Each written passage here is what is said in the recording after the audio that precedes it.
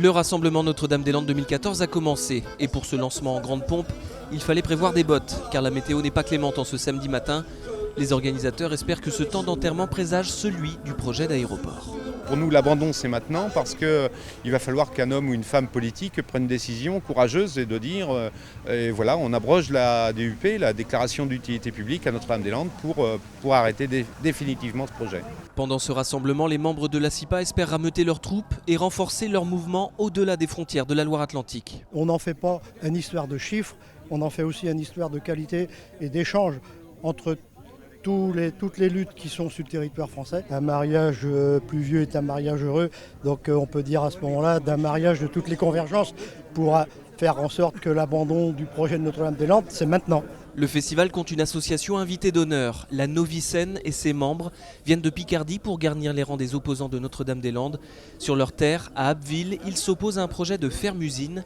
Conviés par la CIPA, ils ont fait le déplacement pour apporter leur soutien aux anti-aéroports. On se rejoint sur deux sujets, parce que déjà, on est en train de s'accaparer de terres agricoles, ici pour faire un aéroport, et nous, c'est pour faire de l'énergie.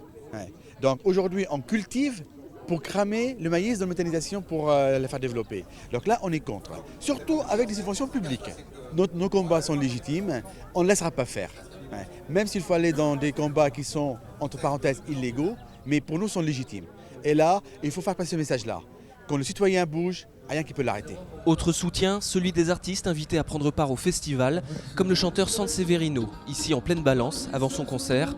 Comme l'ensemble des musiciens invités, il joue bénévolement sur la grande scène du festival, un coup de pouce musical qu'il donne volontiers aux organisateurs. Tant que je suis libre, je pense que je continue à revenir. Maintenant, après, je ne suis pas le seul à avoir envie d'aider les assos en lutte. Moi, j'ai aucune envie qu'il y ait un aéroport ici de toute façon. Et puis, c'est totalement stupide. Il y a déjà un aéroport à Nantes, pardon, pas à Nantes, pas de R à Nantes. Moi, je suis pas un chanteur très engagé dans mes chansons. J'aime bien dire des trucs entre les chansons.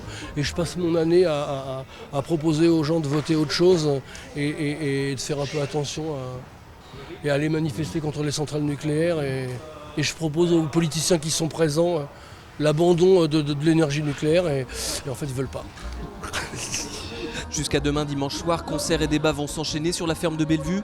Que les artistes et les festivaliers en lutte se rassurent, demain la pluie devrait faire relâche.